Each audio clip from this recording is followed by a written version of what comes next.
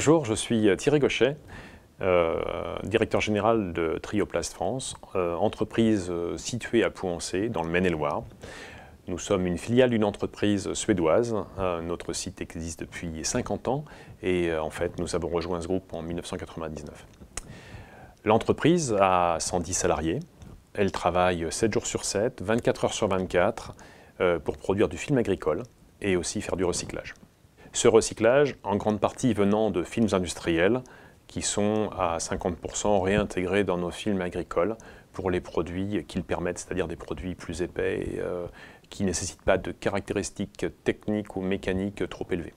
On achète aussi beaucoup de produits de matières vierges qui sont intégrés, eux, dans des films plus techniques. Notre société fait 50 millions d'euros de chiffre d'affaires. Même si on exporte 70% de nos productions, une grosse partie de nos livraisons sur la France sont localisées dans le Grand Ouest. Chez Trioplast, on a des gens qui sont là depuis très longtemps. On a des gens qui viennent de tous niveaux. Et je pense qu'on a une relativement bonne réputation autour de notre usine. On n'a pas trop de difficultés de recrutement. On offre des métiers intéressants. On parle beaucoup d'industrie, on parle beaucoup de machines, mais derrière ces machines, on a aussi des gens qui font du marketing, des gens qui font du développement, des gens qui font de l'informatique, des gens qui font des ressources humaines, de la comptabilité, de la finance. On n'a pas de complexe par rapport à des startups. Il y a probablement beaucoup plus de possibilités dans des entreprises comme les nôtres que dans des startups où les moyens sont relativement limités, où les objectifs sont relativement peu clairs. On est en train d'éliminer toutes les tâches manuelles qui peuvent être remplacées par des robots. L'automatisation n'est absolument pas destructrice d'emplois, bien au contraire. Je dirais que c'est vraiment quelque chose qui nous permet aussi d'être plus attractifs. C'est vrai qu'on aurait du mal à recruter des salariés, les nouvelles générations, à travailler sur des emplois pénibles. On a pu créer des nouveaux services, des nouveaux emplois aussi liés à la maintenance de ces robots. La productivité a été améliorée. Et fort heureusement, les nouvelles générations sont plus habituées à travailler avec des outils informatiques. Donc là, on passe en ce moment à un niveau plus agréable pour chacun. L'écologie, c'est un sujet qui nous tient très à cœur. On a de plus en plus de produits qui contiennent du plastique recyclé. On fait particulièrement attention à nos rejets.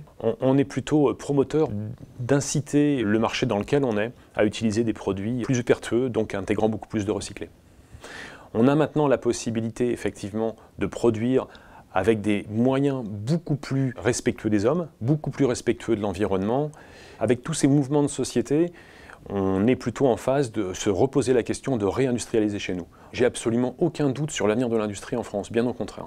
L'industrie n'a plus rien à voir avec le cliché qu'on a pu en faire ou qu'on en fait parfois encore. Mais je dirais que le meilleur conseil, c'est d'aller venir dans les usines, de voir un petit peu ce qui s'y passe.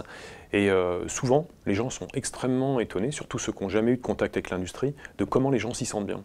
Nous, entreprise suédoise, on voit que cette image industrielle n'est pas du tout la même dans les pays scandinaves ou en Allemagne ou dans les pays de l'Est où les gens valorisent énormément les entreprises et sont très fiers d'avoir leurs enfants ou de travailler eux-mêmes dans les industries.